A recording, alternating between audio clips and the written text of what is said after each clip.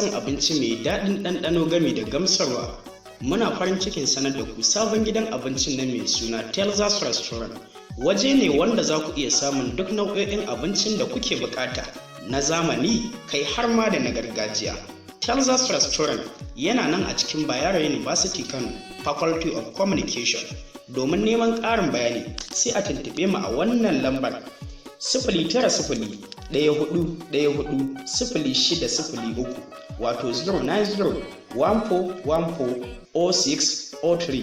Telzas Restaurant, zaɓin abokan ciniki shine namu.